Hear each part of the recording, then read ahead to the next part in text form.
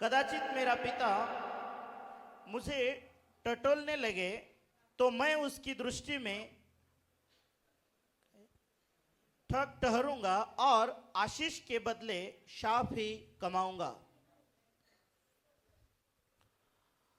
Okay, आइए दुआ करते हैं। सब लोग अपनी आंखें बंद करें और सिर्फ कुछ पल के लिए हर एक व्यक्ति प्रार्थना करे कि परमेश्वर आज आपका वचन सुनने के लिए, समझने के लिए मुझे अनुग्रह दें। पवित्र आत्मा से कहे, पवित्र आत्मा आप मेरे शिक्षक हो, आप मेरे सहायक हो, मेरी मदद करें, आप मुझे समझाइए, मुझे सिखाइए। क्योंकि बाइबल कहती है यशायाह 11:2 में कि परमेश्वर का आत्मा वो बुद्धि, ज्ञान और समझ की आत्मा है और वो आपको मदद करेगा कि आप आज के वचन को समझ सके। Thank you Jesus. दुआ करें, मुंह खोले और दुआ करें अपनी भाषा में। हर एक व्यक्ति आज के वचन के लिए दुआ करें। दुआ करें कि आज का वचन किसी रास्ते पर, कहीं पर, किसी मार्ग में नहीं, किसी मार्ग पर नहीं, किसी पथरीली भूमि में नहीं, कहीं झाड़ियों में नहीं, बल्कि आज का वचन हमारे जीवन के एक अच्छी भूमि में, आज का वचन एक बीज के समान बोया जाए। अच्छी भूमि में आज का वचन बीज के समान गिरे और हमारे जीवन में, हमारी जिंदगियों में 100 गुना फल लेकर आए। आप जैसी उम्मीद करते उस प्रकार दुआ करें, ना 30 गुना ना 60 गुना अपेक्षा करें और मांगे कि 100 गुना परमेश्वर का वचन आपके जीवन में बड़े छुटकारे को, प्रतिफल को, आशीष को, बढ़ोतरी को लेकर आए। हालेलुया। और कोई भी दुष्ट आत्मा इस वचन को आपके जीवन से कभी ना चुराए। दुआ करें, शैतान को सुनाइए, उसे फिर से याद दिलाइए और उसे डांटे और कहे, शैतान तू मेरे जीवन से परमेश्वर के वचन को नहीं चुरा सकता। आज का वचन मेरे जीवन में अच्छी भूमि में बोया जाएगा और वह 100 गुना फल लेकर आएगा और तू उसे कभी नहीं चुरा पाएगा। Hallelujah. Thank you Jesus, thank you Jesus. धन्यवाद प्रभु यीशु मसीह, धन्यवाद पवित्र आत्मा। अपने हाथों को उठाकर पवित्र आत्मा का स्वागत करें। पवित्र आत्मा को कहे, पवित्र आत्मा हम सभी पर आपका नियंत्रण हो, आपका कब्जा हो। पवित्र आत्मा आप हमें सिखाइए, आप हमारे हृदय को, हमारे कानों को, मनों को खोल दीजिए। पवित्र आत्मा आप हमारी मदद करें आज के वचन को सीखने के लिए, आप हमें सिखाइए। पवित्र आत्मा मेरे जीवन में आपका स्वागत है। पवित्र आत्मा को कहे, आज का वचन जो वचन की तलवार है, आज इस वचन की तलवार को लेकर, पवित्र आत्मा इस वचन को लेकर आप मेरे जीवन में, मेरे परिवार में जो कुछ आप करना चाहते हो करने के लिए मैं आपको इजाजत देता हूं। Hallelujah, hallelujah. Thank you Jesus. धन्यवाद, धन्यवाद, धन्यवाद प्रभु जी। हम आपकी स्तुति करते हैं। पवित्र आत्मा आपका स्वागत है हमारे बीच में। हम सभी पर, मैं अपने ऊपर पवित्र आत्मा आपका नियंत्रण, आपका कंट्रोल मांगता हूँ। हम सभी के जीवन में आज का वचन बड़े आशीष का कारण हो। 100 गुना फल लेकर आए, 100 गुना फल लेकर आए आज का वचन। Thank you Jesus, thank you Jesus. हे बुद्धि, ज्ञान और समझ की आत्मा हमारी मदद कर, हमारी सहायता कर। Thank you Lord. प्रभु तेरे वचन को सुनते समय ही तेरे लोग चंगे हो जाए, शुद्ध हो जाए, उनको छुटकारा मिले यीशु मसीह के नाम से। Thank you Jesus. अग्नि हथौड़े के समान, दोधारी तलवार के समान पिता आज का वचन हमारे लोगों के जीवन में काम करे, या उपस्थित हर एक व्यक्ति के जीवन में काम करे। जितने भी ऑनलाइन सुन रहे परमेश्वर, आज का वचन उनके जीवन में, हालेलुया, ओ अग्नि हथौड़े के समान, दोधारी तलवार के समान काम करे और 100 गुना फल लेकर आए। Thank you, thank you, thank you Jesus. प्रभु हम आपकी स्तुति करते हैं। Thank you Jesus. सर्वशक्तिमान परमेश्वर यीशु मसीह नासरी के नाम से हम आपके अनुग्रह के सिंहासन के सम्मुख आते हैं। हम धन्यवाद करते हैं कि प्रभु जी, जैसे आपने हमारी आराधना की भेंट को, हमारी ऑफरिंग की भेंट को ग्रहण किया, वैसे ही परमेश्वर पिता हमें अनुग्रह दें। और हम मांगते हैं कि परमेश्वर आज के वचन को सुनने के लिए हमारी मदद कर, और सचमुच पिता आज के वचन के द्वारा प्रभु हमारे कीजिए और विशेष हमें अनुग्रह दीजिए कि आज के वचन को हम सुने, समझे, ग्रहण करें और आज के वचन के अनुसार हम भरोसा करें, वचन के अनुसार हम प्रतिदिन का जीवन जिए पिता परमेश्वर, और हम सभी के जीवन से महिमा सारी यीशु मसीह को मिले। पवित्र आत्मा मैं नहीं, आप अपने लोगों को सिखाइए, आप अपने लोगों के साथ बातें करें और हम सभी के जीवन से केवल महिमा सारी यीशु मसीह को मिले। आगे का समय हम आपके हाथों में देते पिता, जितनी भी रुकावटें हैं, जितनी भी दुष्ट आत्माएं इस सभा के विरोध में, इस संगति के विरोध में, वचन के विरोध में काम कर रही है, हम उन्हें यीशु के नाम से शापित करते हैं। हम यीशु मसीह के नाम से हर एक उस दुष्ट आत्मा को बांधते हैं, कैद करते हैं और आज्ञा देते इसी समय इस जगह से निकल जाए उस आग की झील में और लौटकर कभी ना आए। पवित्र आत्मा आप हमारी सहायता करना, पूरी सभा पर या उपस्थित हर एक प्रभु आपके बेटे और बेटियों पर आपका नियंत्रण हो। आगे का समय हम आपके हाथों में सौंपते हैं। दुआ प्रार्थना यीशु मसीह नासरी के नाम से मांगते पिता, सुन और दया से ग्रहण करें। आमेन। सबके जोर से आमेन। आमेन। हालेलुया।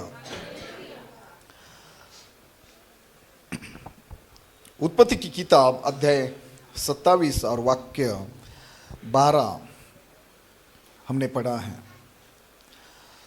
और जिस विषय पर आज मैं आप लोगों के साथ बातें करने जा रहा हूं वो विषय आशीष है, यानी कि आशीर्वाद के विषय में, आशीषों के विषय में मैं आपके साथ बातें करने जा रहा हूं। और हम सब चाहते कि हमें आशीष मिले, बराबर है। आज आप इतने सारे लोग यहाँ हैं, शायद अपने यहाँ आने के लिए बहुत भागदौड़ की होगी, है ना।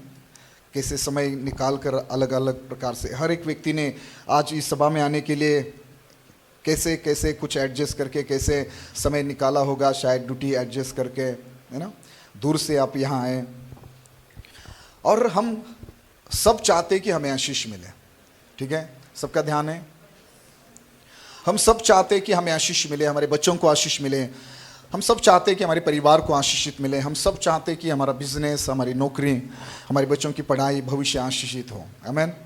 सब लोग हम किसी ना किसी प्रकार से आशीषित होना चाहते हैं, बराबर है।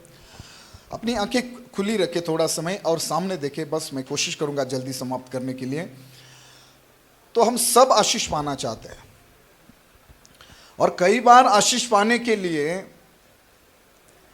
हम कुछ भी करने की कोशिश करते हैं, लेकिन मैं आज कुछ बातें आपको याद दिलाना चाहता हूं परमेश्वर के वचन से और आपको क्या करना चाहिए वो भी समझाना चाहता हूं। तैयार है सीखने के लिए? हालेलुया। तो यहां पर अभी मेरे पास मराठी बाइबल है, कोई हिंदी में खोल कर रखे, अगर मुझे जरूरत पड़ी तो आप पढ़ना प्लीज, ठीक है। पढ़िए उत्पत्ति 27:12 फिर से एक बार पढ़ दीजिए।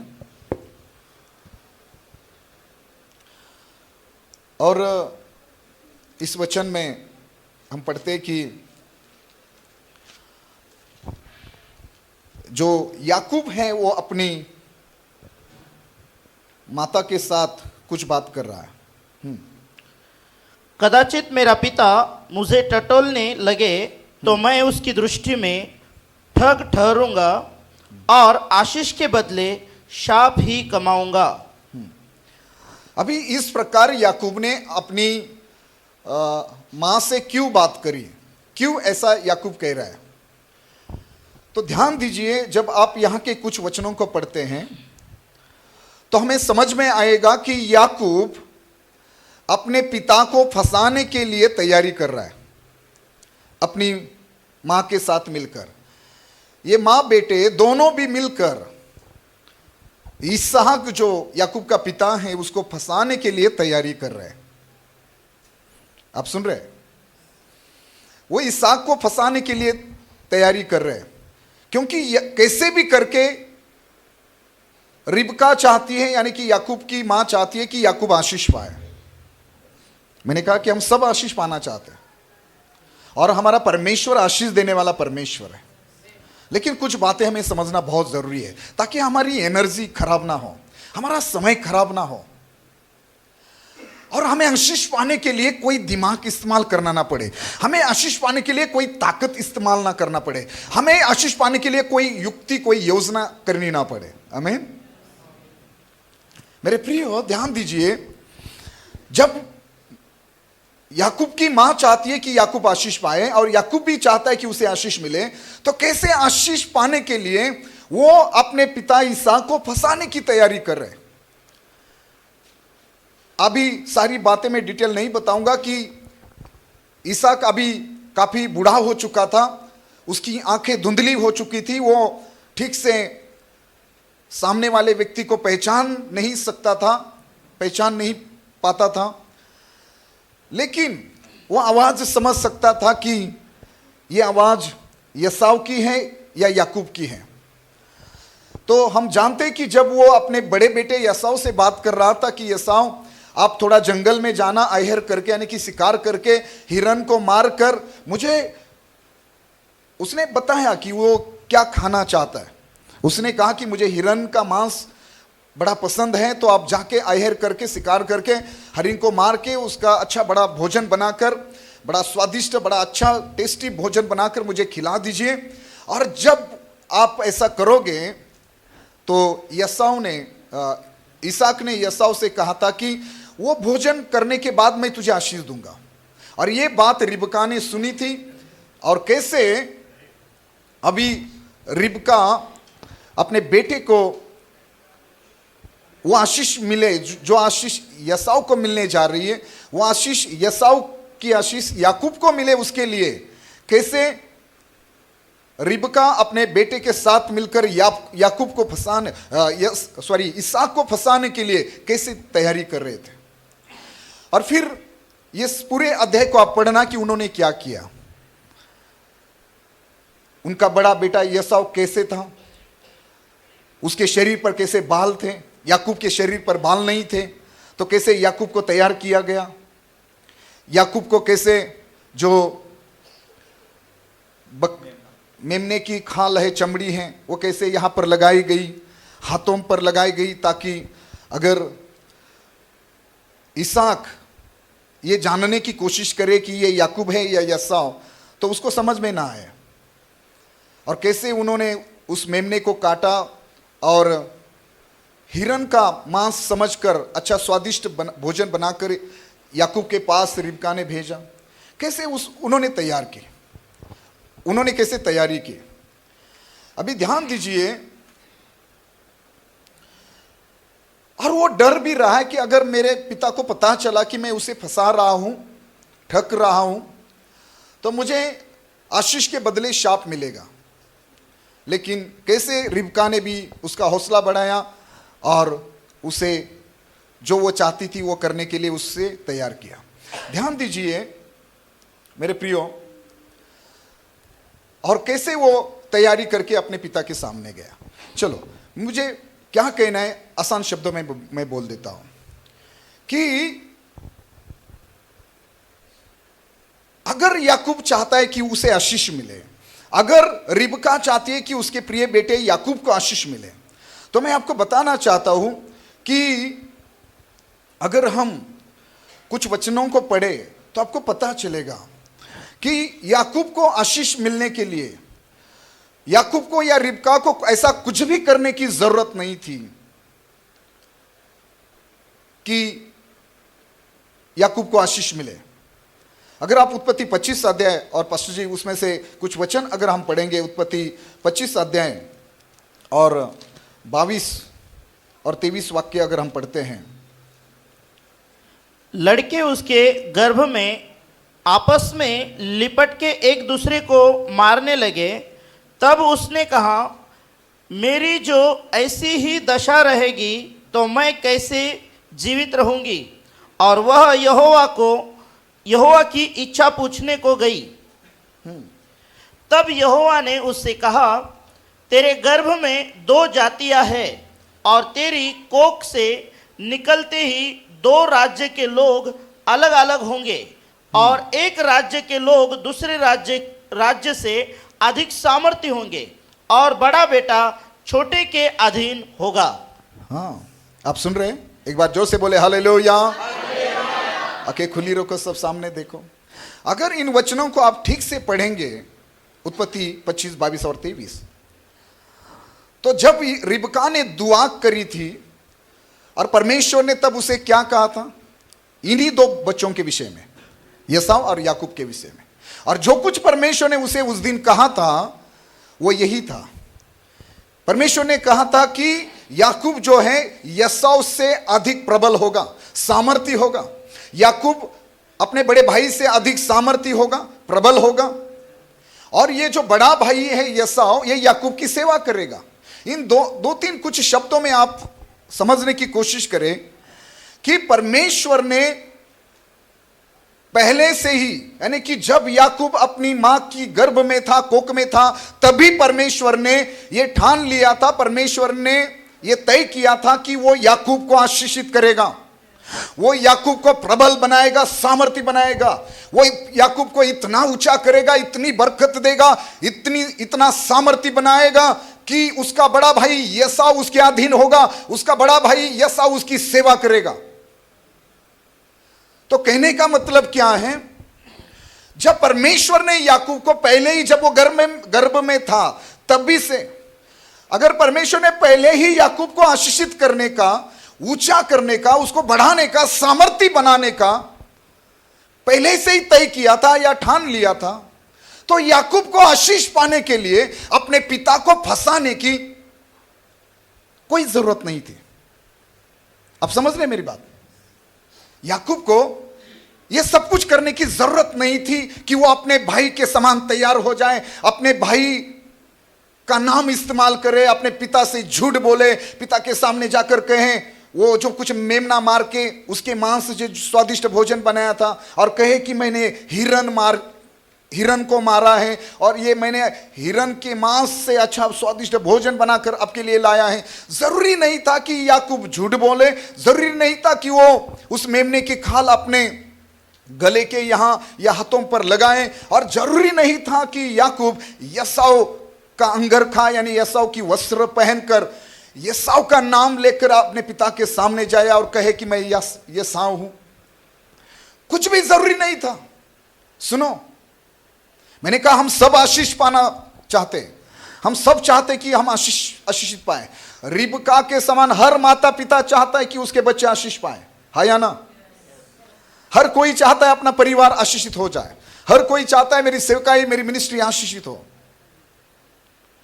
सुनो, तो मैंने कहा अगर परमेश्वर की योजना आपको आशीष देने की है, अगर परमेश्वर की योजना आपको बढ़ाने की, सामर्थ्य बनाने की है, अगर परमेश्वर की योजना आपको ऊंचा करने की है, तो सुनो, आपको ना किसी अपने पिता को, माता को, भाई को, बहन को, रिश्तेदार को, पड़ोसी को, अपने अधिकारी को, किसी को भी, या अपने सहेली को, दोस्त को, किसी को भी फंसाने की जरूरत नहीं है, झूठ बोलने की जरूरत नहीं है, कोई भी गलत मार्ग, गलत तरीका इस्तेमाल करने की जरूरत नहीं है। अगर परमेश्वर ने आपको आशीष देने की ठान ली है, तो आपका पिता आपको आशीष दे या ना दे, आपका भाई आपको आशीष दे या ना दे, आपकी बहन, आपके रिश्तेदार, आपके पड़ोसी या और कोई आपको आशीष दे या ना दे, अगर परमेश्वर ने, सर्वशक्तिमान परमेश्वर ने यह तय किया है आप इस पृथ्वी पर जन्म ले, आप इस पृथ्वी पर कदम रखे, उसके पहले कि जब आप मां की गर्भ में ही हम थे, अगर तब भी परमेश्वर ने यह ठान लिया है कि वो हमें आशीष देगा,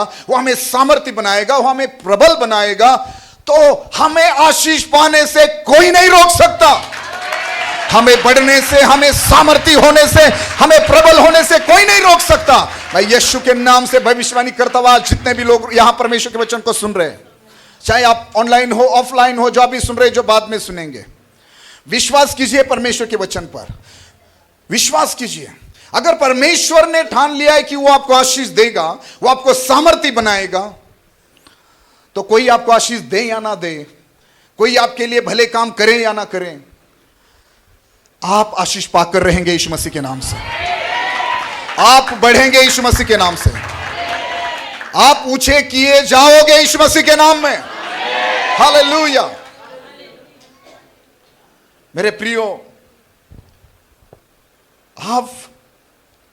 आपको करना क्या है मालूम है? याकूब ने, मैंने कहा याकूब के ये सब कुछ करने की जरूरत नहीं थी, उसकी मां को ये सब कुछ करने की जरूरत नहीं है। आपको अच्छा लगेगा? ये एक विश्वासी के लिए, एक बिलीवर्स के लिए ये अच्छा है? आपको आगे बढ़ने के लिए किसी को गिराने की जरूरत है? आपको आगे बढ़ने के लिए किसी से झूठ बोलने की जरूरत है? आपको आशीष पाने के लिए, आपको प्रमोशन पाने के लिए, आपको कोई जमीन, कोई घर, कोई भी आशीष चाहिए, तो उसके लिए आप किसी को फंसाएंगे, झूठ बोलेंगे, कोई गलत रास्ता इस्तेमाल करेंगे। इसकी जरूरत है? बिल्कुल नहीं है। विश्वास कीजिए परमेश्वर पर। मैं 3-4 बातें एक ही शब्द में बोल रहा हूं। परमेश्वर पर विश्वास कीजिए, उसके वचन पर विश्वास कीजिए, उसकी सामर्थ पर विश्वास कीजिए, और सबसे बड़ी बात, उसके समय पर विश्वास कीजिए। जब आपको आशीष देने का उसने जो समय ठहराया है, जब वो समय आएगा, मैंने कहा इसहाक यानी कि आपका कोई भी प्रिय व्यक्ति क्यों ना हो, आपको कोई आशीष दे या ना दे, जब परमेश्वर का समय आएगा आप आशीष पाएंगे यीशु मसीह के नाम से। फिर कोई फर्क नहीं पड़ता आप यसाव है या याकूब है, आपके पास जेठे होने का, बराबर है शब्द, आप एसाव के समान जेठे बेटे हैं या नहीं हैं, आपके पास वो जेठेपन का अधिकार है या नहीं है। एसाव को आशीष क्यों मिलने वाली थी मालूम है? क्योंकि वो इसहाक का जेठा बेटा था, पहला, जैसे बाइबल में पहलौटा शब्द है, उसका बड़ा बेटा था। और हिब्रू कल्चर, यहूदी कल्चर के अनुसार वो जो पहलौटा है ना, उसके लिए वो सारी आशीषें थी जो याकूब को मिले। वो सारी आशीषें जो उसका बाप देने वाला था एसाव को, तो वो सारी आशीषें एसाव के लिए थी। तो मैंने कहा सुनो, मैंने कहा आपके पास जेठेपन का हक या अधिकार हो या ना हो, आपके पास अच्छी नौकरी हो या ना हो, आप बिलीव करते? मैं जो बात कर रहा हूं, मैं समझ नहीं पा रहा हूं, आप विश्वास कर सकते हैं परमेश्वर के वचन पर, परमेश्वर पर, उसकी सामर्थ पर, उसके जीवित वचन पर? सुनो, मैंने कहा आपके पास जेठेपन मतलब जेठा बेटा होने का अधिकार, वो पहलौटा होने का अधिकार आपके पास हो या ना हो। कोई तो रोको उनको। आप सुन रहे आप? आपके पास वो अधिकार हो ना हो, मैं किसी याकूब से बात कर रहा हूं, आपके पास, मतलब आपको गलत करने के लिए मैं इजाजत नहीं दे रहा हूं, आपके पास अच्छा स्वभाव हो ना हो, आपके पास अच्छा कैरेक्टर हो ना हो, है। कोई थियोलॉजी को पकड़कर ऐसे सवाल उठाने की कोशिश मत करो। मैं बात परमेश्वर के अनुग्रह की कर रहा हूं, मैं बात परमेश्वर की भलाई की कर रहा हूं। मेरा वो परमेश्वर है जो 11 घंटे, जिन्होंने 11 तास काम किया है ना, अगर उसके मन में आया तो उनको भी 1 रुपया देगा, और जिन्होंने सिर्फ 1 तास आखिरी घंटे में सिर्फ 1 तास काम किया है, तो वो भला परमेश्वर अगर उसके मन में आया तो वो उसको भी 1 रुपया ही देगा। समझ में आ रहा है? तो मैं बात परमेश्वर की भलाई की कर रहा हूं। वो हमारा आसमानी बाप है, वो हमारा इसहाक है। मैंने कहा आपके पास पहलौटा होने का अधिकार हो या ना हो, जेठेपन का अधिकार हो या ना हो, आपके पास अच्छा बिजनेस, अच्छी नौकरी हो या ना हो, आपके पास अच्छा कैरेक्टर, चरित्र हो ना हो, आप याकूब है या एसाव है, कोई फर्क नहीं पड़ता, लेकिन आपके जीवन पर बुलाहट है। अगर परमेश्वर ने चुन लिया है, अगर परमेश्वर की योजनाएं आपके विषय में हैं, तो आप आशीष पाएंगे यीशु मसीह के नाम से। आप बढ़ेंगे चर्च यीशु मसीह के नाम से, आप ऊंचे किए जाओगे यीशु मसीह के नाम से। आपको आशीष देने वाले आशीषित होंगे और आपको शाप देने वाले शापित होंगे। ये इसहाक ने ही याकूब से कहा था। मेरे प्रियो सुनना, मैंने कहा आपके पास ये सारी चीजें हो ना हो, फिर भी आप आशीष पाएंगे, फिर भी आप बढ़ेंगे। हाँ, इसका मतलब ये नहीं कि मैं कुछ भी करने के लिए आपको इजाजत दे रहा हूं, लेकिन मैं जानता हूं जब परमेश्वर का समय आएगा, परमेश्वर आपके जीवन में करेक्शन ले आएगा। परमेश्वर आपको याकूब का इज़राइल बनाएगा। हालेलुया। जब परमेश्वर ने जो भी सारी आशीष आपके लिए रखी हैं, वो आपको दे उसके पहले वो आपको, अगर आप याकूब है तो वो आपको इज़राइल बनाएगा, और फिर सारी आशीषें आपके जीवन में नजर आएगी यीशु मसीह के नाम से। हालेलुया। तो प्लीज मैं आपसे विनती करता हूं, परमेश्वर का दास होने के अधिकार से कुछ भी, किसी को भी ठगने की, यानी कि फंसाने की, झूठ बोलने की, कुछ भी करने की जरूरत नहीं है। कोई भी आशीष पाने के लिए किसी को गिराने की जरूरत नहीं, किसी से झूठ बोलने की जरूरत नहीं, मैंने कहा किसी को फंसाने की जरूरत नहीं है। आप परमेश्वर के वचन पर भरोसा कीजिए। मैं किसी रिबका से कह रहा हूं, किसी याकूब से कह रहा हूं, परमेश्वर के वचन पर भरोसा कर, परमेश्वर पर, उसकी योजनाओं पर भरोसा कर, उसकी सामर्थ पर भरोसा कर, उसके वचन पर विशेष करके भरोसा कर और उसके समय पर भरोसा कर। जब उसका समय आएगा, वो अपने वचन के अनुसार जो उसने बात कही है, जब आप अपनी मां की गर्भ में थे, कोख में थे, आपने इस संसार में जब कदम ही नहीं रखा था, तो उस समय उसने जो योजना बनाई है आपके विषय में, वो पूरी होकर रहेगी यीशु मसीह के नाम से। हालेलुया। अब समझ रहे मैं क्या कह रहा हूं? मैंने कहा जब याकूब मां की गर्भ में था, तब भी उसने रिबका से कहा था कि तेरा ये छोटा वाला बेटा है ना, यानी कि याकूब, वो एसाव से अधिक सामर्थी होगा और एसाव उसकी सेवा करेगा। मतलब परमेश्वर ने तब भी नियुक्त किया था, तब भी ठहराया था कि कैसे याकूब आशीष पाएगा। तो इसलिए मैंने कहा कि वो इसहाक याकूब को आशीष दे या ना दे, है ना, कोई भी उसके लिए कुछ करे या ना करे। और मैं तो इतना ही श्योरली बोल रहा हूं, मैं इतना 100% बोल रहा हूं जोर देकर कि अगर याकूब के पास पहलौठे होने का अधिकार भी ना होता, भले उसने कैसे अपने भाई को फंसाकर वो पहलौठे होने का या जेठेपन का वो अधिकार प्राप्त किया था, उसके पास कुछ हो ना हो, मैंने कहा अच्छा कैरेक्टर क्यों ना हो, उसकी अच्छे कैरेक्टर की, स्वभाव के अच्छे चरित्र की बात क्यों ना करे, वो कुछ हो ना हो, अगर परमेश्वर की योजना उसके जीवन के विषय में है ना, तो जब समय आता तो परमेश्वर जरूर याकूब को आशीष देता। सुनो, क्योंकि मुझे मुर्दकै के शब्द मालूम है। मुर्दकै ने एस्तेर से कहा था, परमेश्वर अपने लोगों का छुटकारा कैसे भी कहीं से भी करेगा, मालूम है। तो जरूरी नहीं है कि एस्तेर तू राजा के सामने जाए, विनती करे, अगर तू ना भी करे, तू अपने लोगों के लिए खड़ी ना भी हो, तो मैं मुर्दकै के समान बोल रहा हूं, अगर परमेश्वर आपके लोगों को, अपने लोगों को छुड़ाना, बचाना और ऊंचा करना चाहता है, तो उसके लिए एस्तेर की भी जरूरत नहीं है, उसके लिए और किसी की मदद की जरूरत नहीं है। वो कहीं से भी कुछ भी करके, उसके पास 1000 रास्ते हैं आपको ऊंचा करने के लिए, उसके पास कई सारे रास्ते हैं आपको आशीष देने के लिए। आमीन। तो सुनो, आज मैं क्या आपको समझाने की कोशिश कर रहा हूं, हम सब आशीष पाना चाहते हैं, लेकिन मैं आपको उत्साहित करना चाहता हूं, आप परमेश्वर के बेटे बेटिया हो, आप परमेश्वर के चुने हुए लोग हो। और मालूम है परमेश्वर ने आपको कब चुना है? कोई सुनना चाहता है? जब आप मां की कोख में थे, आप अपनी मां की गर्भ में थे, तभी परमेश्वर ने आपको चुना है और ठहराया है, और परमेश्वर ने ठान लिया है। उसी समय परमेश्वर ने योजना बनाई है कि वो आपको आशीष देगा, वो आपको सामर्थ्य बनाएगा, और आपसे भी बड़े लोग आपकी सेवा करेंगे। ये सब जैसे लोग आपकी सेवा करेंगे, आपके अधीन रहेंगे। हालेलुया। मेरे प्रियो, यही इफिसियों 1:4 में लिखा है। कई सारी ऐसे वचन है बाइबल में जो इस संसार को परमेश्वर बनाए उसके पहले वो वचन गवाही देते कि कैसे परमेश्वर ने हमें चुना है और आशीष पाने के लिए ठहराया है। हालेलुया।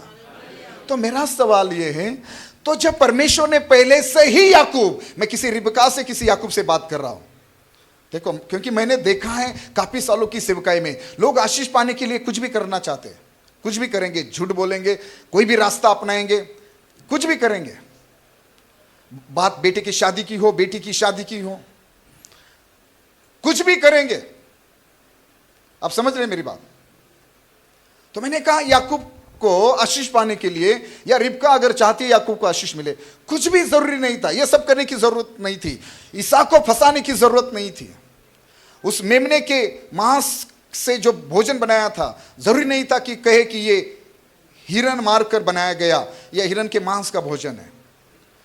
जरूरी नहीं था कि वो याकूब को एसाव का अंगर का पहना है। आप समझ रहे? तो मैं क्या कह रहा हूं, परमेश्वर पर, उसके वचन पर, उसकी सामर्थ पर और उसके समय पर भरोसा करो। आमीन। जब उसका समय आएगा, उसने जो आपके विषय में योजना बनाई है वो पूरी होकर रहेगी। क्योंकि एक वचन ऐसा है यिर्मयाह की किताब में,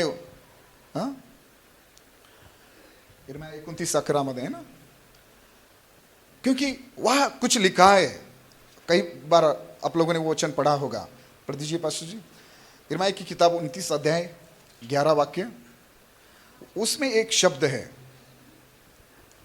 हाँ क्योंकि यहोवा की यह वाणी है हाँ कि जो कल्पनाएं मैं तुम्हारे विषय करता हूँ हाँ, ध्यान से उन्हें सुनना। मैं जानता हूँ। परमेश्वर कह रहा है जो कल्पनाएं मैं तुम्हारे विषय में करता हूं, मतलब परमेश्वर कह रहा है मैं मेरे बेटे मेरी बेटी जो मैं तेरे विषय में सोचता हूं ना, तेरे बच्चों के विषय में, तेरे परिवार के विषय में, मैं तेरे बच्चों के भविष्य में जो सोचता हूं ना, वो समझ ले। क्या कह रहा है परमेश्वर? वे हानि की नहीं वो हानि की नहीं है, वरन कुशल ही की है, हाँ और अंत में तुम्हारी आशा पूरी करूंगा। हाँ। परमेश्वर की कोई भी योजना आपके लिए, मेरे लिए, हमारे बच्चों के लिए, हमारे परिवार के लिए हानि की नहीं है। Hallelujah hallelujah. तो मैंने कहा परमेश्वर के वचन पर भरोसा कीजिए। आप सुन रहे हैं? तो याकूब ने कहा गलती करी मालूम है? वही गलती हम करते हैं। याकूब ने कहा गलती करी मालूम है? रिबका और याकूब ने जो गलतियां की वही हम दोहराते हैं। आशीष मिल रही है ना, नौकरी मिल रही है तो प्रमोशन मिल रहा है, अगर वो अच्छा अपने बेटी के लिए अच्छा दामाद, अच्छा जीवन साथी मिल रहा है, तो हम क्या देखते हैं, है ना, क्या करते हैं? मेरे प्रियो, परमेश्वर की इच्छा जानने की कोशिश नहीं करते, परमेश्वर का वचन समझने की कोशिश नहीं करते, परमेश्वर की योजनाओं को समझने की कोशिश नहीं करते। हम परमेश्वर पर, उसके वचन पर, उसकी सामर्थ पर, उसके समय पर भरोसा नहीं करते। अगर बाइबल में लिखा है कि, सुनो कुछ वचन आप सिर्फ सुनना चाहेंगे, बाइबल में पहले से ही अगर कहा है परमेश्वर की मैं तुझे आशीष दूंगा या मैंने तुझे आशीष दे दी है, तो फिर आशीष पाने के लिए, चंगाई पाने के लिए, बरकत या छुटकारा पाने के लिए हमें याकूब के समान या रिबका के समान कुछ गलत करने की क्या जरूरत है? अगर परमेश्वर ने कहा है मैं तुम्हें सामर्थ्य बनाऊंगा, मैं तुम्हें जम्मू में बढ़ाऊंगा, तो आपको अपनी ताकत या अपना दिमाग लगाने की क्या जरूरत है? परमेश्वर पर, उसके समय पर, उसके वचन पर, उसकी सामर्थ पर भरोसा करो। जब उसका समय आएगा आपके पास, मैंने कहा अच्छा कैरेक्टर भी क्यों ना हो, आज भले ही आप याकूब हैं, लेकिन परमेश्वर जब आशीष देने आपको देगा, जब आशीष देने का समय आएगा, वो आपके जीवन में करेक्शन, सुधार ले आएगा, आपको याकूब से इस्राएल बनाएगा और सारी आशीषें देगा जो उसने आपको देने की वाचा बांधी है। हालेलुया। चर्च, परमेश्वर ने हमारे विषय में पहले ही कहा है ना, वो मांगने से पहले हमारी जरूरतें जानता है। हम मांगे उसके पास, उसके पहले वो हमारी जरूरतें जानता है। बाइबल कहती है यशायाह 53:5 में कि हमने क्या लिखा है कि उसके कोड़े खाने से हम चंगे हो चुके हैं ना, या होने वाले हैं। पतरस ने भी अपनी पत्री में लिखा है कि उसके मार खाने से हम चंगे हो चुके हैं। बाइबल कहती है कि 2000 साल पहले ही उसने हमें चंगा कर दिया है, उसने हमारी सारी बीमारियां क्रूस पर उठा ली है। तो चंगाई पाने के लिए हमें कुछ भी करने की जरूरत नहीं है। बाइबल कहती है कि यीशु मसीह धनवान है ना, धनवान था, लेकिन वह कंगाल बना। क्यों? ताकि हम उसके द्वारा क्या बने, धनी बने, धनवान बने, है ना। कहने का मतलब यह है, अगर 2000 साल पहले ही यीशु मसीह ने सारी कीमत चुकाई है, यीशु मसीह ने हमें सारी आशीष उस क्रूस पर अपना बलिदान देकर सारी आशीष से हमें दिलाई है, उसके लिए उपाय किया है, तो उसके लिए हमें किसी को फंसाने की, झूठ बोलने की, गलत किसी रास्ते को अपनाने की जरूरत नहीं है। आप समझ रहे परमेश्वर के वचन को? मैं क्या कहना चाहता हूं, आप मेरी बात समझ रहे? परमेश्वर पर भरोसा करो, प्रतिदिन उसके सामर्थ पर भरोसा करो, उसकी विश्वास योग्यता पर भरोसा करो। परमेश्वर कभी गलती नहीं करता, वो कभी झूठ नहीं बोलता, वो कभी धोखा नहीं देता।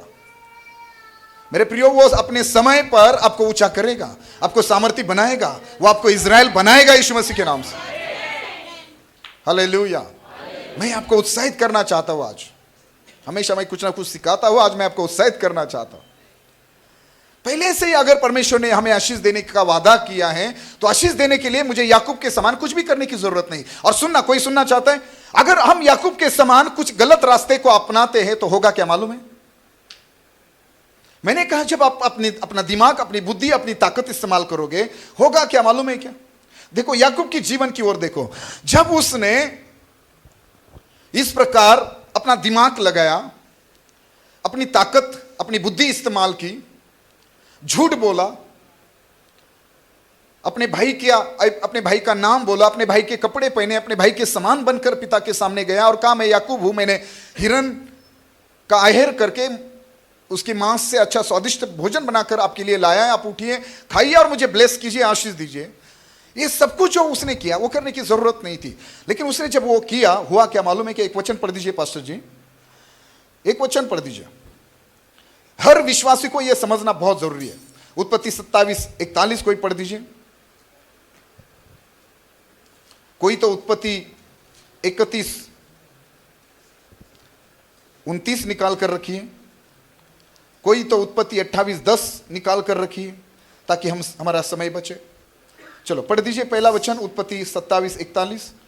एसाव ने तो याकूब से अपने पिता के दिए हुए आशीर्वाद के कारण बैर रखा और उसने सोचा मेरे पिता के अंतकाल का दिन निकट है, फिर मैं अपने भाई याकूब को घात करूंगा, मतलब मार डालूंगा।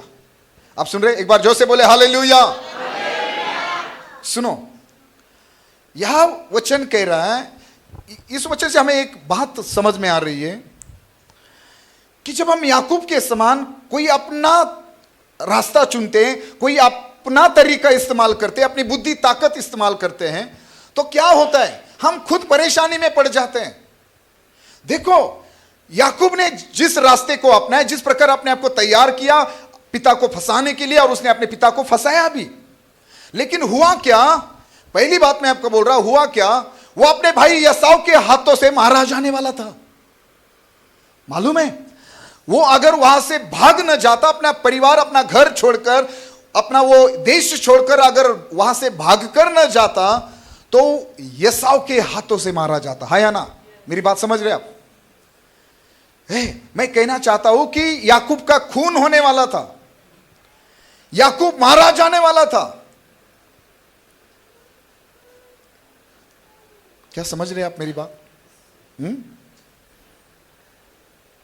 कुछ जरूरत नहीं ये सब करने की, आशीष पाने के लिए। हम सब आशीष पाना चाहते हैं, लेकिन आशीष देने वाला हमारा परमेश्वर है। वो अपने समय में आपको आशीष देगा, वो अपने समय में आपको और मुझे सामर्थ्य बनाएगा, ऊंचा करेगा।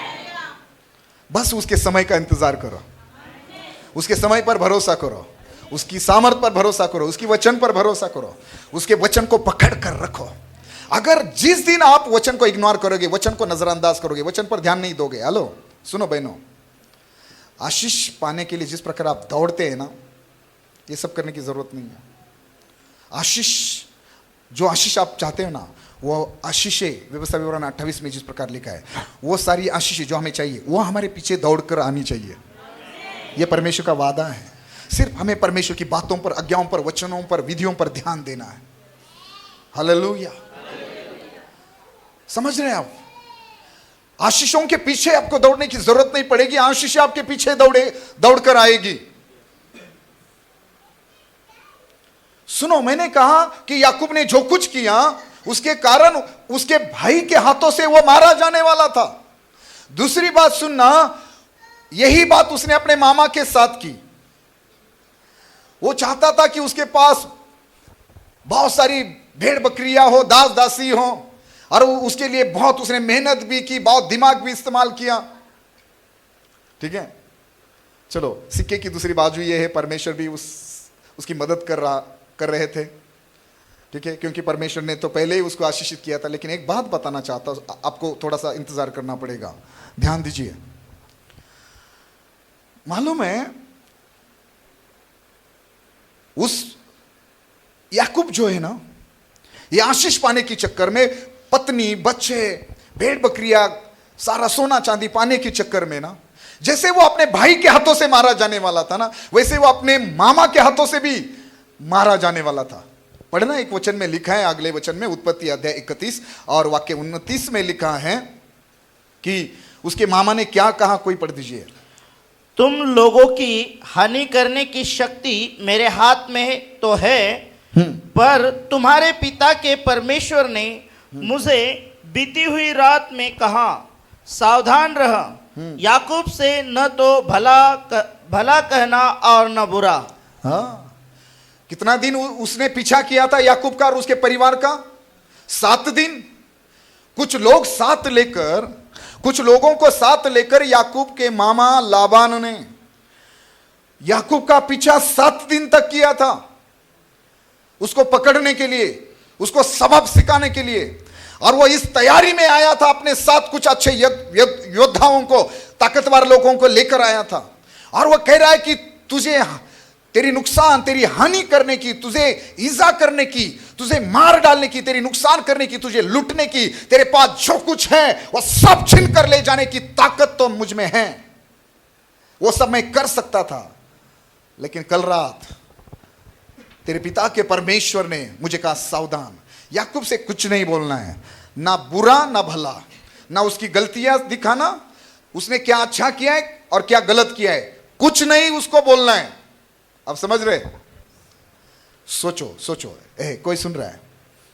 अगर आप बाइबल नहीं पढ़ते तो आपको वचन सुनने में कोई दिलचस्पी नहीं होगी, आपके पास आपको आनंद नहीं मिलेगा।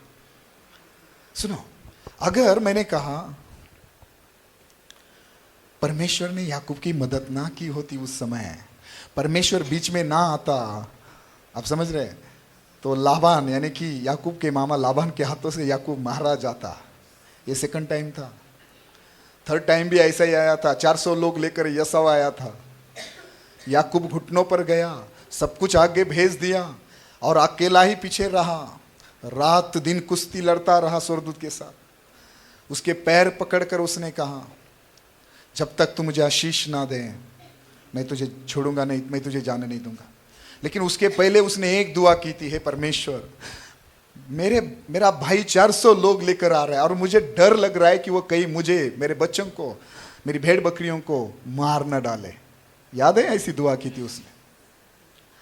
तो ये सब कुछ, इतनी परेशानियों का सामना याकूब को क्यों करना पड़ा? क्योंकि वो अपनी ताकत, अपनी बुद्धि, अपना दिमाग इस्तेमाल करके आशीष पाने के लिए, आगे बढ़ने के लिए सारे प्रयास कर रहा था। अगर वो वचन पर बना रहता, परमेश्वर की बुलाहट में बना रहता, परमेश्वर की योजना में बना रहता, तो मैंने कहा उसके पास पहलौठा होने का अधिकार हो या ना हो, जेठेपन का वो अधिकार हो या ना हो, अच्छा चरित्र हो या ना हो, जब परमेश्वर का समय आता तो याकूब के जीवन में वो सुधार ले आता, उसको इज़राइल बनाकर वो आशीष तो देता ही देता। आप समझ रहे मेरी बात? मेरे प्रियो, हेलो, एक बार जोर से बोले हालेलुया। सुन रहे आप? आगे बैठने वाले लोग अगर ऐसे हैं तो क्या बोले, चलो आप बुरा ना माने, लेकिन ये अच्छा नहीं है। आप सुन रहे क्या मेरी बात? समझ रहे आप? इतना ही नहीं, अगले कुछ वचनों में पढ़ना, उनके साथ क्या हुआ मालूम है?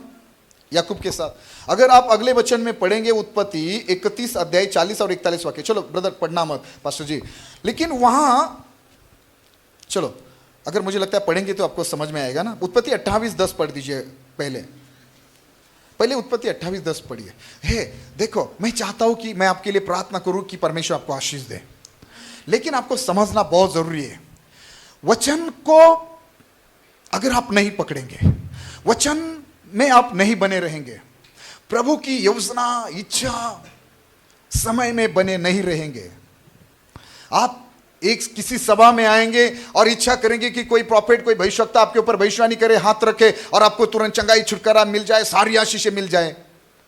कोई दीपावली चल रही है क्या? कोई बोनस में यहां कुछ बोनस मिल रहा है क्या? आपकी कोई जिम्मेदारी नहीं है। चलो, परमेश्वर अपने अनुग्रह के कारण, आपकी भलाई के कारण आपको एक बार आशीष देगा, 2 बार देगा, हमेशा तो नहीं होगा ना। ठीक है ना? सुनो, पढ़ दीजिए पास्टर जी।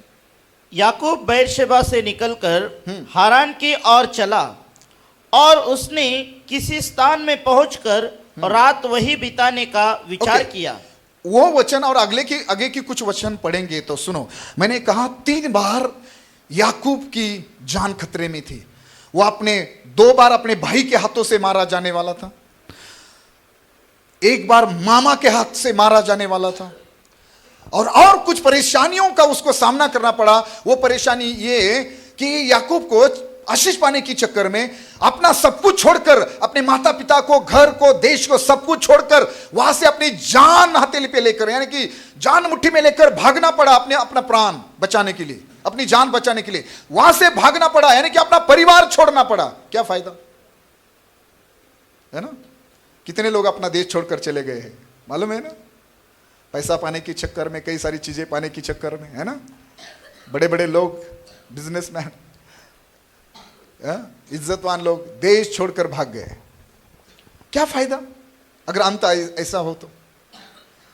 इतना ही नहीं, याकूब के जीवन की ओर देखो। आशीष पाने के चक्कर में बाइबल कहती है कि, अगला वचन पढ़ दीजिए पास्टर, उत्पत्ति 31, 40 और 40 में और 41 में कुछ लिखा है। 40 और 41। 31 अध्याय।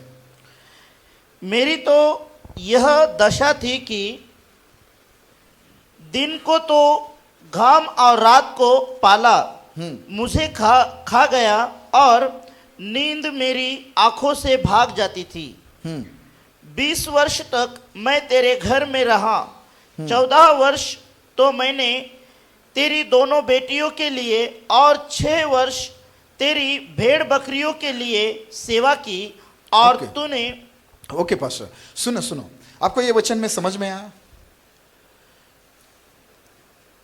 आशीष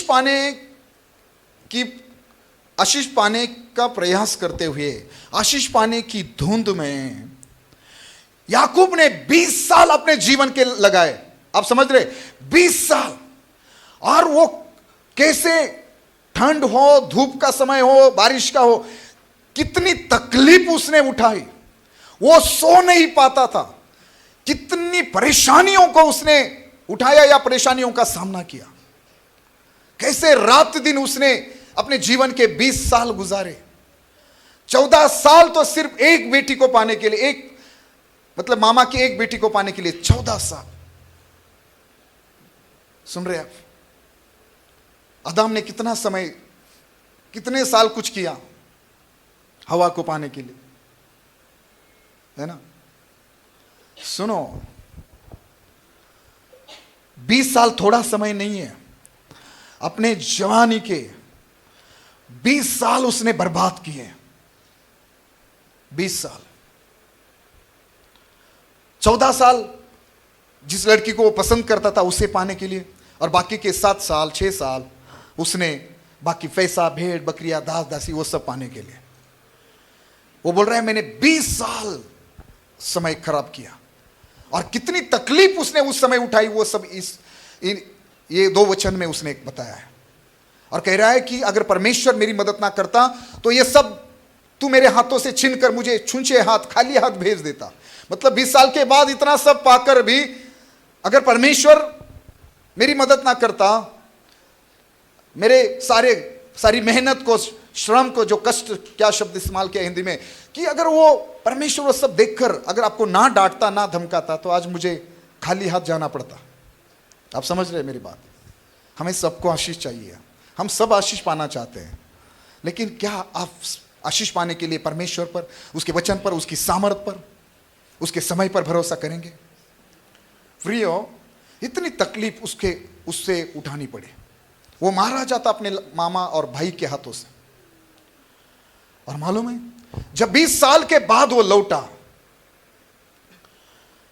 जब वो 20 साल के बाद लौटा, मेरे प्रियो, आप बाइबल में अगर पढ़ेंगे तो उत्पत्ति 33 का 26 में और होशे 12:3-4 में, सिर्फ उत्पत्ति 33-26 में पढ़ दीजिए, वो क्या बोल रहा है।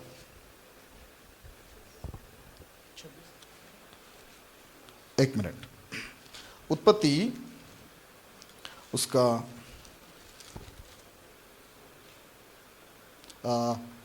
32 का 26 पढ़ दीजिए, सॉरी, उत्पत्ति 32:26। तब उसने कहा मुझे जाने दे, क्योंकि भोर होने वाला है। याकूब ने कहा जब तक तू मुझे आशीर्वाद न दे तब तक मैं तुझे जाने न दूंगा। हाँ, अगर आज याकूब के पास अच्छी पत्नी है, बच्चे हैं, परिवार है, दास दासी है, सब कुछ है, भेड़ बकरियां, सोना चांदी है। तो आज याकूब अपने परमेश्वर के पैर पकड़कर, पांव पकड़कर, और होशे की किताब 12 अध्याय के 3-4 वचन में लिखा है कि याकूब रोया। वो रो रोकर परमेश्वर के स्वरदूत के पैर पकड़कर रो रोकर कह रहा, परमेश्वर मुझे आशीष दे। ये कैसी प्रार्थना है? ये किस आशीषों के लिए प्रार्थना है? समझ रहे हैं? 20 साल के बाद कुछ एहसास याकूब को हुआ है। कहीं ना कहीं वो अब आज समझ चुका है कि मैंने 20 साल जो मेहनत की है, जो पसीना बहाया है, जिस प्रकार दिमाग, बुद्धि, ताकत इस्तेमाल किए ना, और जो भी सब पाया है ना, ये आशीष नहीं है। अगर परमेश्वर का अनुग्रह मुझ पर नहीं है, परमेश्वर मुझे नहीं बचाता, नहीं बढ़ाता, नहीं संभालता। सुनो, आज वो कह रहा है कि सुनो, कहने का मतलब है कि याकूब को यह दुआ करने की जरूरत ना पड़ती अगर वो परमेश्वर पर, उसके सामर्थ पर, उसके वचन पर, उसकी योजनाओं पर, उसके समय पर भरोसा करता, इंतजार करता, तो ये सब कुछ करने के बाद उसको यह दुआ करने की जरूरत नहीं पड़ती। समझ रहे हैं? 20 साल के बाद पिता को, भाई को, मामा को, सबको फंसाने के बाद और कई सारे गलत काम करने के बाद आज रो रो कर परमेश्वर के पैर पकड़ रहा है और रो रो कर कह रहा है, परमेश्वर मुझे आशीष दे, तब, और तू जब तक मुझे आशीष नहीं देगा मैं तुझे नहीं छोड़ूंगा। पहले से ही परमेश्वर का पैर पकड़ने वाला, पहले से ही परमेश्वर के चरणों में बैठने वाला याकूब बन जाता है, तो क्या इतना सब कुछ ना होता ना मामा के साथ रिलेशन खराब होते, रिश्ते खराब होते, ना भाई के साथ, ना पिता के साथ। आपको क्या लगता है? आपको क्या लगता है? इसहाक को बड़ा सुकून मिला होगा कि मेरे छोटे बेटे ने बड़ा काम किया है। हा? एक बेटा अपने बाप को, अपने पिता को, आपका बेटा आपको फंसाएगा, आपको अच्छा लगेगा? ठीक है, आप बोलेंगे चलो कोई बात नहीं, मैंने अभी उसको पैसे तो दे दिए, मैंने गाड़ी तो अभी लेकर दे दी है, लेकिन कहीं ना कहीं वो दुख वो आपके मन में बना रहेगा कि उसने ऐसा किया। कोई जरूरत नहीं है। कहने का मतलब यह है, बाद में रोने से अच्छा, बाद में परमेश्वर के चरणों में बैठने से अच्छा, परमेश्वर को वचन को समझिए, परमेश्वर की योजनाओं को समझिए। समझ रहे? परमेश्वर के चरणों में बैठिए। आज परमेश्वर के पैर पकड़ो, रो, आंसू बहाओ और कहो, परमेश्वर तू मुझे आशीष दे। मैं क्यों तकलीफ उठाऊं? मैं क्यों पसीना बहाऊं? मैं क्यों रात दिन भागता रहूं, दौड़ता रहूं? मैं क्यों मेरे बाप को या किसी माता पिता को, भाई बहन को, मेरे परिवार को, रिश्तेदारों, क्यों मैं किसी को फंसाऊं? क्यों मैं झूठ बोलूं? मैं क्यों किसी को दुख दूं? बात आशीष की हो रही है, आप आनंदित नहीं है क्या? मैं आपको बता रहा हूं, परमेश्वर है। हम सब चाहते हैं कि परमेश्वर हमें आशीष दे, और परमेश्वर हमें आशीष भी देना चाहता है, लेकिन मैंने कहा इतना सब कुछ करने की जरूरत नहीं याकूब के समान। हर परिवार के लिए एक संदेश है, हर विश्वासी के लिए यह संदेश है, हर पासवान के लिए, हर कलीसिया के लिए यह संदेश है। परमेश्वर के वचन पर भरोसा करना, परमेश्वर के समय का इंतजार करना, भरोसा करना कि परमेश्वर विश्वास योग्य है, वो कभी ना बदलने वाला परमेश्वर है। आकाश पृथ्वी टल जाएगी लेकिन उसका वचन कभी नहीं टलेगा, उसका वादा सही समय पर पूरा होगा हमारे जीवन में, यीशु के नाम में। हालेलुया। मेरे प्रियो, आप अपने जीवन की नींव परमेश्वर के वचन को बनाइए। अपने जीवन को, वचन को है ना, अपने फाउंडेशन, अपने जीवन का, अपने परिवार का, अपनी मिनिस्ट्री का, परमेश्वर के वचन को फाउंडेशन बनाइए। उसके ऊपर अपने आत्मिक जीवन को खड़ा कीजिए। मैं वादा करता हूं, जब परमेश्वर का समय आएगा, आप गवाही के साथ यहां होंगे यीशु मसीह के नाम से। संसार से हाथ मत मिलाना, गलत लोगों से हाथ मत मिलाना, आशीष पाने के लिए कुछ भी गलत रास्तों पर मत चलना, मत अपनाना। परमेश्वर के चरणों में बैठो, उसके पैर पकड़ो, रो। 20 साल बर्बाद करने के बाद आपको रोने की जरूरत नहीं पड़ेगी। 20 साल बाद आपको वो परेशानी, वो चिंता, वो आपको नहीं सताएगी कि अभी क्या होगा, क्या मैं बचूंगा मेरे भाई के हाथों से, क्या मेरी पत्नी, मेरे बच्चे बचेंगे। अगर आप अपनी तरीके से आगे बढ़ना चाहते हैं तो कई सालों के बाद ऐसी सिचुएशन, ऐसी परिस्थिति सामने आ पड़ेगी, ऐसी परिस्थिति खड़ी हो जाएगी, कई सारी बातें, कई सारे विचार आपको सताएंगे, अभी क्या करे क्या करे। और सुनो, घूम फिर कर उसके ही चरणों में आना पड़ेगा। कहीं पर जाओ, पूर्व पश्चिम दक्षिण उत्तर की ओर, घूम फिर कर उसके ही चरणों में आना पड़ेगा, उसके ही पैर पकड़ने पड़ेंगे, कहना पड़ेगा हे सर्वशक्तिमान परमेश्वर मुझे आशीष दे। और जब तक तू मुझे आशीष नहीं देता मैं तुझे छोड़ूंगा नहीं। तो ये पहले ही क्यों नहीं किया? आप समझ रहे? आशीष सबको चाहिए, लेकिन सब क्या ये करेंगे? क्या परमेश्वर के चरणों में बैठेंगे, उसके पैर पकड़ेंगे, दुआ करेंगे, उसके वचन पर आड़े और खड़े रहेंगे, उसके समय का इंतजार करेंगे? हालेलुया। क्यों याकूब, तुझे इतना रात दिन तकलीफ उठाने की क्या जरूरत है? भजन संहिता 127:3 में कितना अच्छा लिखा है अपने लोगों के विषय में। कोई किसी को मालूम है क्या लिखा है? परमेश्वर उससे प्रीति रखने वालों के लिए क्या करता है? नहीं, पढ़ दीजिए थोड़ा हिंदी में कैसे लिखा है। 127, बस मैं खत्म कर रहा, आखिरी 2 वचन हम पढ़ेंगे। 127:3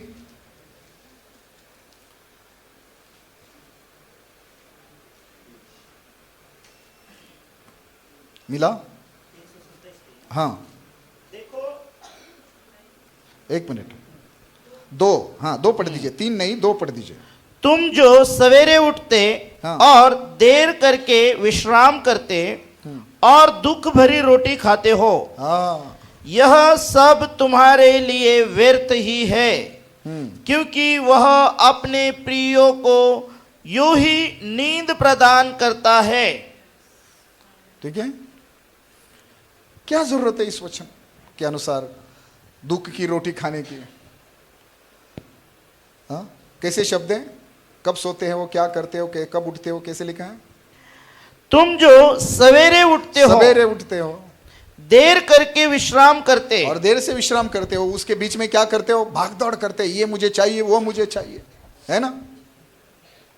लेकिन परमेश्वर अपने लोगों को ऐसा नहीं कि बिना काम का आशीष देता है, लेकिन बड़े आसानी से। उसके लिए बहुत पसीना बहाने की जरूरत नहीं है आपको आदम के समान, क्योंकि अभी जब यीशु मसीह ने गेतसेमानी ना गतसेमनी के बगीचे में जब यीशु मसीह का पसीना लहू के समान बहाया गया ना, तो आदम को पसीना बहाने का, जो पसीना बहाकर रोटी खाने का जो शाप मिला था ना, वो उस दिन खत्म हुआ है। आमीन। पसीना बहाना बंद कर दो, ठीक है?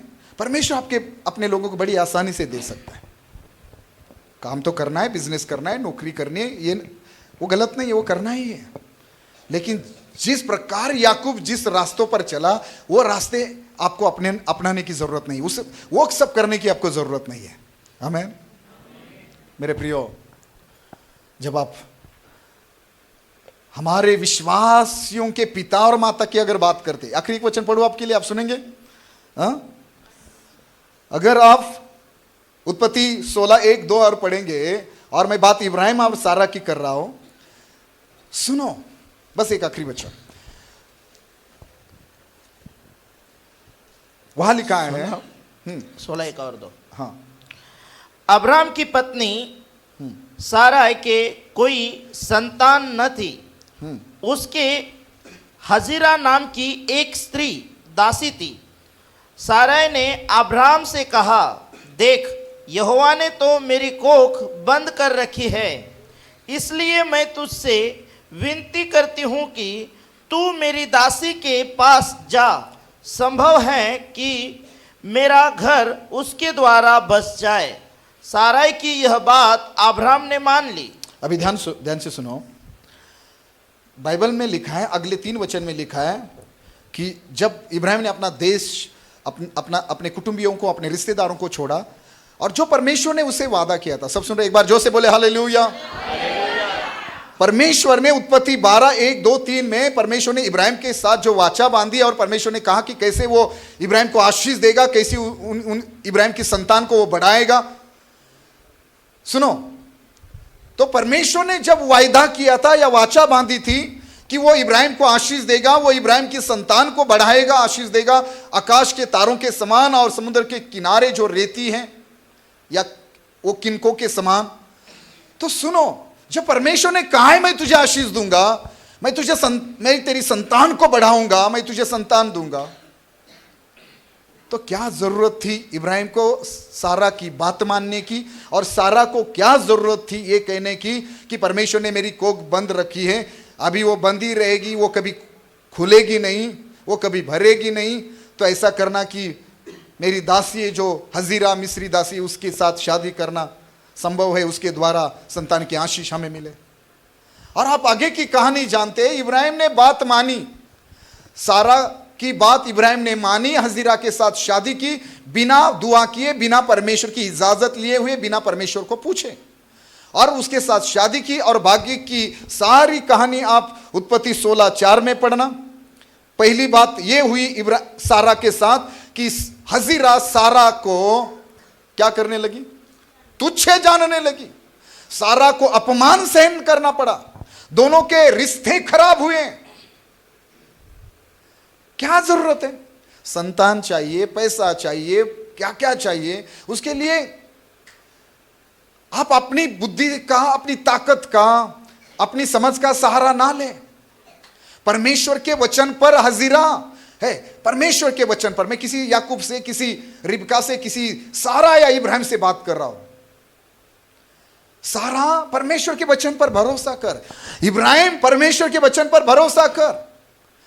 परमेश्वर भले ही 10 साल हुए हैं, 10 साल के बाद भी तेरी परिस्थिति नहीं बदली है, 10 साल के बाद भी जब परमेश्वर ने कहा था मैं तुझे आशीष दूंगा, उसके बाद 10 साल का बड़ा समय बीत चुका है, आज भी तेरी परिस्थिति नहीं बदली है। इसका मतलब क्या, परमेश्वर भूल गया है? परमेश्वर का वाचा, परमेश्वर ने अपनी वाचा, अपना वचन बदल दिया है? नहीं।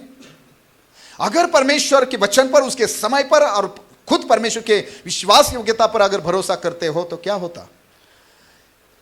मैं आसान शब्दों में बोल रहा हूं, ना सारा को अपमान सहन करना पड़ता, ना हजीरा के द्वारा उसको तुच्छ समझा जाता, ना इश्माइल आता, ना हजीरा आती, ना इसहाक को सताया जाता, ना सारा को तुच्छ जाना जाता। और बाद में तो हम पढ़ते हैं कि हुआ ये कि इब्राहिम को बड़ा दुख लगा आखिरी में सारा की बात सुनकर कि इस लड़के को और इस दासी को मेरे घर से निकाल दो।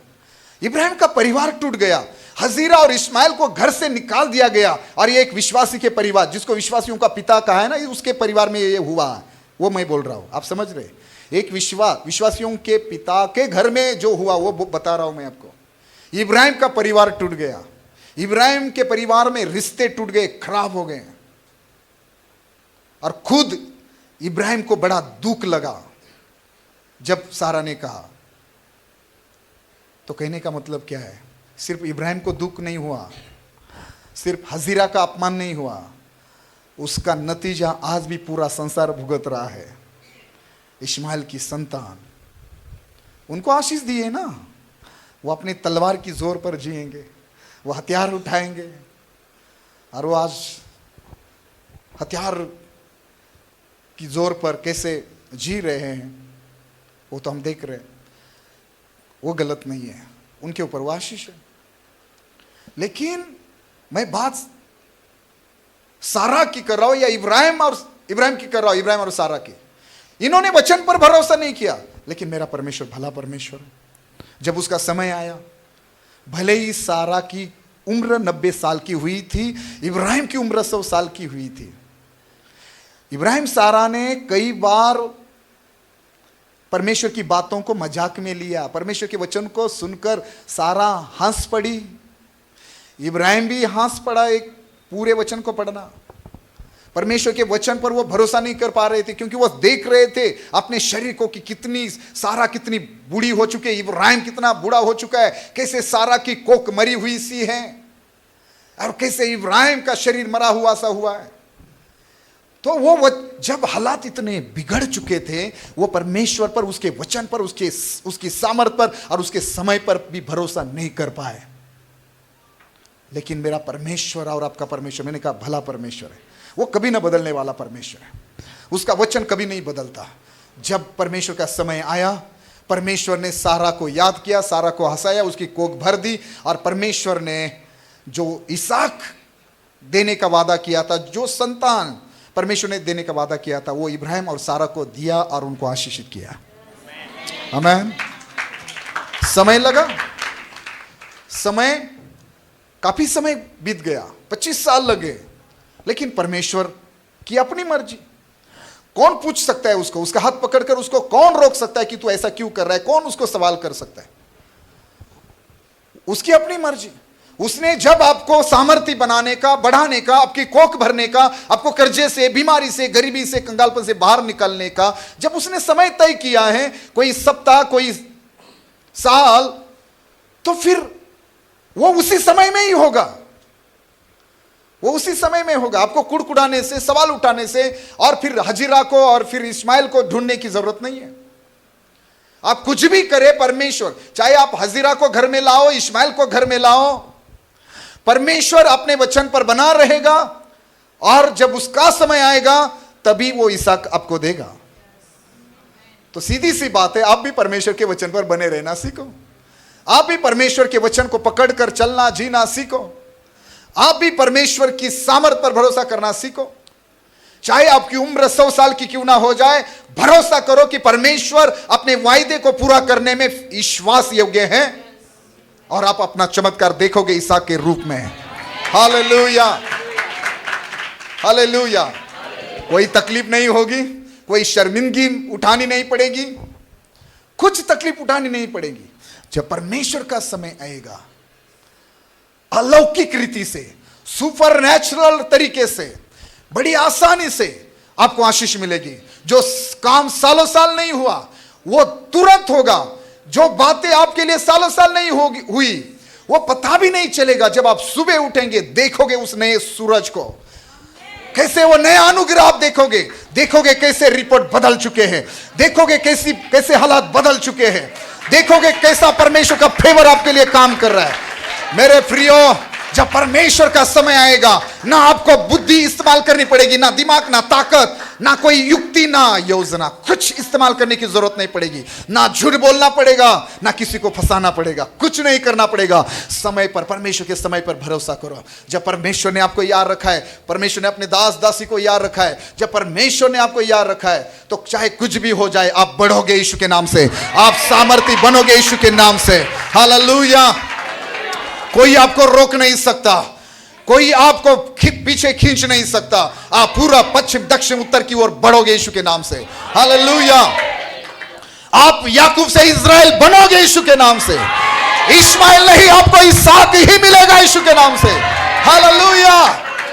आज से आपको क्या करना है? परमेश्वर के वचन पर डटे रहना है, खड़े रहना है। परमेश्वर के वचन को पकड़ कर रखना है, प्रार्थना करनी है। परमेश्वर के पैर, परमेश्वर के चरणों में बैठना है, उसके पैर पकड़ना है, रोना है और परमेश्वर का कहना है तू मुझे आशीष दे। आप कुछ नहीं करेंगे, आप सिर्फ क्या करेंगे? जितनी अपनी जिम्मेदारी उतनी आप निभाओ। समय पर चर्च में आओ, समय पर काम पर जाओ। आप अपनी क्या करो? समय पर अपना 10वां भाग दो। सुन रहे आप लोग? सब हैं यहां? ठीक है, चलो मेरा मैसेज खत्म हुआ है। मैं बोलता रहूंगा, फिर मैं और कुछ बताता चलूंगा। समय काफी हुआ है। मालूम है, परमेश्वर ने दाऊद जैसे व्यक्ति को 2 शमूएल 12 में 7-8 वाक्य में दाऊद को परमेश्वर ने कहा, आप सुन रहे हैं? दाऊद को परमेश्वर ने कहा, मैंने तुझे भेड़ बकरियों के पीछे से लाया, मैंने तुझे चुना, मैंने तुझे अभिषेक दिया, मैंने तुझे तेरे स्वामी शाऊल का घर और उसका जो कुछ था, उसकी दास दासी पत्नी, जो भी कुछ था, सब कुछ दिया। सुन रहे आप लोग? और वो भी कम था। मैंने तुझे राजा बनाया, ये किया, वो किया, तेरे स्वामी का यानी कि शाऊल का सब कुछ तुझे दिया। और वो भी अगर कम था, तुझे और चाहिए था, तू मुझसे मांगता तो वो भी मैं तुझे दे देता। तुझे उस, कौन था वो बत्शेबा का हस्बैंड? उरिया है बोलते ना हिंदी में।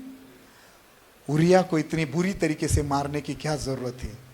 इतनी बड़ी योजनाएं बनाकर अपने सेनापति को बोलकर कि उसको युद्ध में आगे रखो ताकि शत्रु के द्वारा वो मारा जाए।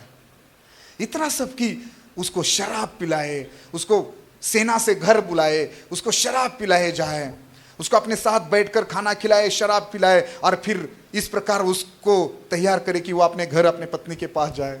क्या सब करने की जरूरत है? आप सुन रहे? अगर तुझे बदशेबा ही चाहिए, किसी को चाहिए? कोई जवान बच्चे सुन रहे हैं? ये सब कुछ करने की जरूरत नहीं है, ये सब कुछ करने की जरूरत नहीं। अगर आपकी शादी होने वाली है तो ठीक है, आपके लिए अच्छी खबर है। बदशेबा बड़ी खूबसूरत थी, उससे भी बड़ी खूबसूरत परमेश्वर आपको जीवन साथी या पत्नी देगा।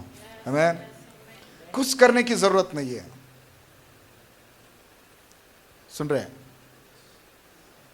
परमेश्वर के शब्द सुनो, इतना ही मैं कहना चाहता हूं। परमेश्वर का अपमान हुआ, परमेश्वर को इतना दुख हुआ कि दाऊद एक अभिषिक्त, जिसको परमेश्वर ने वो क्या था और क्या बना दिया, और आज सिर्फ उस चीज के लिए, उस बदशेबा के लिए इतना दिमाग लगा रहा है, इतनी युक्तियां बना रहा है, इतना झूठ बोल रहा है। कैसे? अरे कोई सुन रहा है? उसने खत समझते, पत्र लिखा, उस जिस पत्र में उसको मरवाने की योजना बनाई थी, वो पत्र उसके हाथ में दिया। अरे मैं दाऊद को कहूंगा तुझे शर्म आनी चाहिए। तुझसे अच्छा तो वो तेरा सिपाही है, ना तो वो घर सोने गया, हाँ कुछ नहीं, ना तो उसने वो पत्र खोलकर रखा कि सेनापति के लिए इस पत्र में राजा ने क्या लिखा है, कुछ नहीं। उसकी खुद की मृत्यु की योजना उस पत्र में लिखी हुई थी दाऊद ने, और वो पत्र खुद उरिया, वो पत्र खुद अपने हाथों से लेकर जा रहा है और सेनापति योआब को दे रहा है। अब समझ रहे? अरे दाऊद से अच्छा तो वो सिपाही उसका उरिया, कितना दिमाग लड़ाया। और मालूम है, बाद में जब बदशेबा को उसने अपनाया भी, और उसके द्वारा जो बच्चा हुआ ना पहला, वो बच्चा बीमार गिरा। 7 दिन दाऊद भूखा, ऐसा, ये तो आपने बहुत कुछ डाला है नीचे बैठने के लिए, ऐसा खुली भूमि में हाँ पड़ा रहा था परमेश्वर के सामने 7 दिन भूखा उपवास करता हुआ। ना तो उसके उपवास को, ना तो उसकी प्रार्थनाओं को, ना तो परमेश्वर ने उसकी आंसुओं की कोई भी सुधि नहीं ली, ना उसके उस बेटे को चंगा किया, वो मर गया। मैं आपको सचेत करना चाहता हूं, मैं जानता हूं परमेश्वर मुझे आशीष देने वाला है। मेरा काम है उसके वचन को पढ़ना, उस पर भरोसा करना, उसके पैरों पर बैठना, रोना, उसके पैर पकड़कर उससे कहना, दुआ करना कि परमेश्वर मुझे आशीष दे। और मेरा सबसे बड़ी जिम्मेदारी है कि उसके समय पर भरोसा करना। आज वो मुझे आशीष दे रहा है, नहीं दे रहा है, वो आज मेरी प्रार्थना सुन रहा है, नहीं सुन रहा है, कोई प्रॉब्लम नहीं, मुझे कोई दिक्कत नहीं। मैं जानता हूं उसने मुझे चुना है जब मैं मां की कोख में था। उसने मुझे चुना है और आशीष देने का वादा किया है जब मैं मां की गर्भ में था। तो जब परमेश्वर का समय आएगा, परमेश्वर अपने वादे को पूरा करेगा। मैं इस्राएल बनूंगा, मैं आशीष पाऊंगा। मुझे ना किसी को फंसाने की जरूरत है, ना झूठ बोलने की जरूरत है, ना कुछ भी गलत तरकीब अपनाने की जरूरत है। मैं आशीष पाऊंगा यीशु मसीह के नाम से। आमीन, हालेलुया। कितने लोगों ने वचन सुना? हाथों को उठाकर वचन के लिए कहे आमीन। आइए अपनी जगहों पर खड़े हो जाए। परमेश्वर ने कहा अगर तुझे और चाहिए था तो मुझे मांगता। आमीन। परमेश्वर ने आपको आशीष दी है, और चाहिए तो आज किससे मांगोगे? परमेश्वर से। आप आज रोएंगे, आप परमेश्वर को पुकारेंगे, उसका पैर पकड़कर कहेंगे परमेश्वर मुझे आशीष दे, तू मुझे आशीष दे। हालेलुया। क्या आपका ध्यान है परमेश्वर की बातों पर? सुन रहे हैं आप लोग? अगर आप पहली बार आए हैं, ठीक है, आप बीमार हैं, आप किसी बड़े तकलीफ में हैं, एक विश्वास का कदम उठाइए, आगे के थोड़ा सा जगह दीजिए। थोड़ा अगर आप आगे आएंगे तो बड़ा अच्छा होगा, ठीक है। हम सारे पास्टवान मिलकर, हम सारे प्रभु के बेटे बेटियां मिलकर, दादा से मिलकर आपके लिए दुआ करेंगे, ठीक है। आओ थोड़ा सा आगे, आप पीछे हो जाओ थोड़ा, और बाकी लोगों को जगह दो, ठीक है। हम आपके लिए स्पेशली प्रेयर करेंगे, सारे हम परमेश्वर के दास दासी मिलकर, ठीक है। चलो अपनी आंखें बंद करें, बाकी लोग चलो अपनी आंखें बंद करें, सब लोग प्लीज आप परमेश्वर की बातों का, वचनों का सम्मान करें। जीसस, कुछ बातें, कुछ हरकतें आप परमेश्वर की भवन में ऐसी करते हो जो आपकी उम्र को शोभा नहीं देता। आप हमारी बहन, माता, पिता के समान हैं, लेकिन कुछ बातें आपको सीखनी है। Oh hallelujah. सब लोग अपनी आंखें बंद करें, सब लोग अपनी आंखें बंद करें, सब लोग आंखें बंद करें। अपना ध्यान जीवित परमेश्वर की ओर लगाए। वो आज भी जीवित है और वो अपने सिंहासन पर विराजमान है। स्वर्ग उसका सिंहासन और पृथ्वी उसके पांवों की चौकी है। वो आज भी अपने लोगों के बीच में चलता है।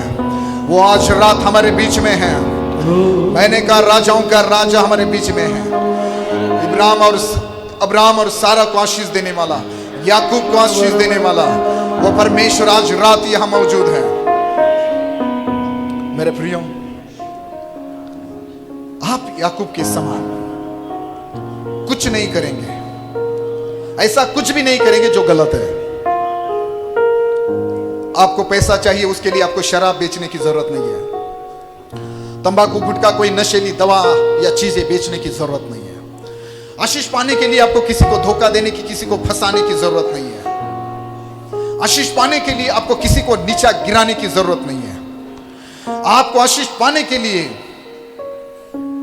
किसी हजीरा से हाथ मिलाने की जरूरत नहीं है। प्रियो, प्लीज जीवित परमेश्वर के वचन पर भरोसा कीजिए। जीवित परमेश्वर पर भरोसा कीजिए। उसकी सामर्थ पर भरोसा कीजिए। उसके समय पर भरोसा कीजिए। और मैं परमेश्वर का दास उसकी वेदी पर खड़ा होकर बोल रहा हूं, आज किसी का आशीष पाने का समय है। आज किसी का चंगाई पाने का समय है। आज कोई याकूब इस्राएल बनने जा रहा है। आज कोई सारा हंसने जा रही है यीशु मसीह के नाम से। आज किसी की कोख खुलने जा रही है। आज कोई छुटकारा पाने जा रहा है। तैयार हो जाओ, स्वर खुल रहे हैं आपके लिए। स्वर खुल रहा है आपके लिए। अपने हाथों को उठाइए, बोलो परमेश्वर मुझे माफ कर दे। मैंने एक झूठ बोला, मैंने गलत तरकीब अपनाई, मैंने गलत युक्तियां बनाई, मैंने गलत रास्ते अपनाए पैसा प्राप्त करने के लिए, बढ़ने के लिए, या जो भी आशीष मुझे चाहिए था, शायद अपने झूठ बोला। जान बुझकर या जाने अनजाने में जो भी हमसे गलती हुई है, माफी मांगो परमेश्वर के, माफी मांगो। प्रभु मुझे माफ कर दे। मैंने तेरे वचन को नजरअंदाज किया। मैंने तेरी योजनाओं पर भरोसा नहीं किया। मैंने तेरे शब्दों पर, तेरे वचन पर भरोसा नहीं किया। मैंने तेरे समय का इंतजार नहीं किया। परमेश्वर मुझे माफ कर दे, मुझे माफ कर दे प्रभु। मैंने याकूब के समान आज तक मैंने जीवन जिया है। प्रभु मुझे माफ कर दे। और इतना ही नहीं, उसका नतीजा भी मैंने अपने जीवन में उसका अनुभव किया है। हालेलुया। प्रभु मुझे माफ कर दे, मुझे क्षमा कर दे प्रभु। अपने गलतियों की माफी मांगो।